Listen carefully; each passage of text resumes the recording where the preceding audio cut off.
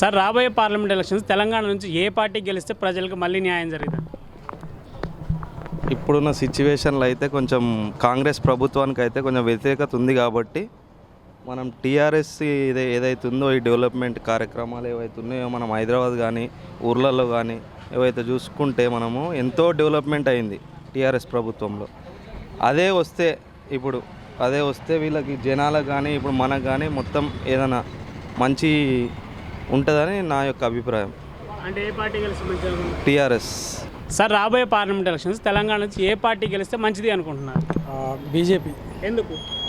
సెంట్రల్లో బీజేపీ ఉంది కనుక స్టేట్లో కూడా బీజేపీ ఉంటే డెవలప్మెంట్ కొంచెం ఫాస్ట్గా జరుగుద్దని నా ఉద్దేశం.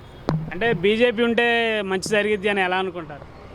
ఇప్పుడు ఎట్లాగో కాంగ్రెస్ వచ్చే ఛాన్స్ లేదు. అక్కడ కాంగ్రెస్ ఇక్కడ బీజేపీ ఉన్న డెవలప్ కాదు, ఇక్కడ బీజేపీ అక్కడ కాంగ్రెస్ ఉన్న కాదు కనుక రెండు చోట్లలో ఒకటే గవర్నమెంట్ ఉంటే కొంచెం డెవలప్మెంట్ ఉంటుంది. అంటే కేంద్రంలో అంటే రాష్ట్రంలో ఒకటే పార్టీ ఉంటే మంచి జరిగింది. ఎస్, ఒకటే పార్టీ ఉన్నారు. నేను నా చిన్నతనంలో ఇందిరాగాంధీ పీరియడ్లో ఎన్టీ రామారావు ప్రభుత్వం కొత్తగా పార్టీ పెట్టినప్పుడు నేను చిన్న బచ్చగాని నాకు ఓటు హక్కు కూడా లేదు. అయినా నేను కాంగ్రెస్ అంటే పానానికి పానం ఇస్తున్నా. కాంగ్రెస్ జెండా పట్టి టీడీపీ ప్రభుత్వానికి ఎదురుగా పిల్లలు తీసుకుపోయిన మా గ్రామంలో పోతే మమ్మల్ని కొట్టనీకి ఉడకంగా వస్తే ఉడకం మా ఆడోళ్ళు ఉడకంగా ఎవరు లంచ కొడుకులు మా పిల్లల కొట్టనీకి వచ్చారని ఆ ఆడోళ్ళు ఏమని పడితే ఉడకంగా వాళ్ళని బెదిరితే ఫస్ట్ కుమారెడ్డి టీడీపీ ప్రభుత్వంలో సర్పంచ్ అప్పుడు మా ఊర్లో. అయితే ఆ ప్రభుత్వం వల్ల కాంగ్రెస్ ప్రభుత్వం వచ్చి మొగోళ్ళకు పట్టుకపోయి ఆపరేషన్ చేసింది ఇందిరాగాంధీ ఆడోళ్ళకు వద్దని.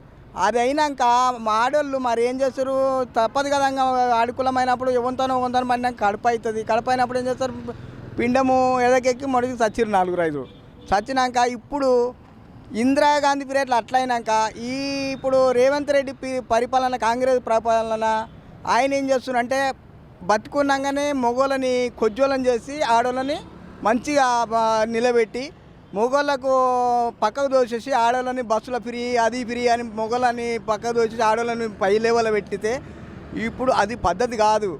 ఆడోళ్ళని కానీ మొగోళ్ళని కానీ సమాన హక్కులు ఇచ్చి నువ్వు ప్రభుత్వానికి నువ్వు ఉద్యోగాలు ఇవ్వి, ఒక వాళ్ళకు ఒక దారి చూపి అదొక పద్ధతి.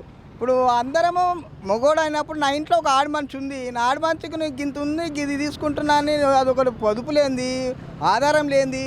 నేను మా ఆడోళ్ళకు సేవ చేస్తున్నా, ఆడోళ్ళకి అందరం ఆడోళ్ళకే పుట్టినాం, మొగోళ్ళకి ఎవడు పుట్టలేము. మొగోళ్ళు లేని ఆడిది లేదు, ఆడది లేదు, మొగోళ్ళు లేడు. కాబట్టి ఆడోళ్ళకు పెత్తానం ఇచ్చి మొగోళ్ళని కొజ్జోళ్ళని చేయడం పద్ధతి కాదు. ఒకప్పుడు ఇందిరాగాంధీ మొగోళ్ళని తీసుకుపోయి ఆపరేషన్ చేసింది, ఇప్పుడు మొగోళ్ళని కొట్టక తిట్టక ఓటలు వేసుకుతున్నది రేవంత్ రెడ్డి. అది పద్ధతి కాదు. కాబట్టి అందరినీ సమంగా హక్కులు ఇచ్చి సమంగా తీసుకుపోతేనేమో ప్రజాసేవ అంటారు. లేదు అని ఒకరిని ఓలేక పెట్టి ఒక నోలేక పెట్టిననుకో అది ప్రజాసేవ అన్నారు, అది ఆత్మ గౌరవం అన్నారు. నువ్వు ఏదో పెట్టుకొని కుట్ర ఆడోళ్ళతో లేపి మొగలని తక్కువ లోపలికి తొక్కాలని చూసి అది పద్ధతి కాదు. కాబట్టి ఈరోజు అందరు ఆలోచించురు, ఆడక్కలు కూడా ఆలోచించురు. నువ్వు ఇప్పుడు ఒక బస్ ఫ్రీ గురించి కాదు, ఆడక్కలు మొగోలు అంటే ఇప్పుడు ఎంపీ ఎలక్షన్స్లో గెలిస్తేనే 6 హామీలు ఇస్తా అంటున్నారు. నువ్వు 6 అంశాలు ఇవ్వి 10 అంశాలు ఇవ్వి, దానికి పద్ధతి కాదు అది.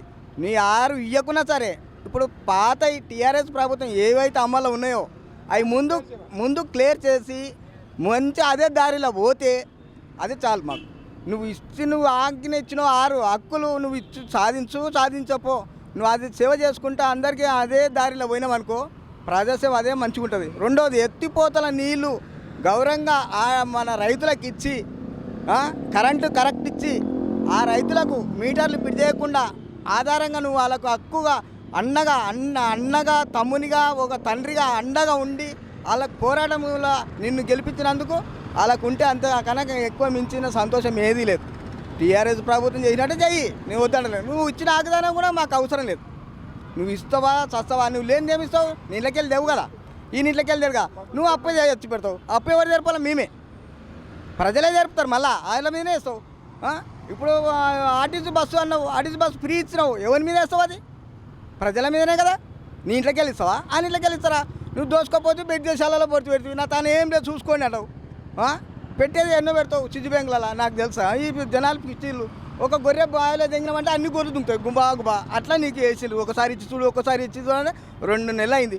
100 రోజులు ఉపయోగించినావు, 100 రోజులు అక్కర్లేదు, సంవత్సరం ఇస్తాం. నువ్వు ఇచ్చిన ఆగ్దానాలు వెనుక కట్టుకొని ఆ టీఆర్ఎస్ ప్రభుత్వం ఎట్లయితే చేసిందో అదే విధంగా పోని.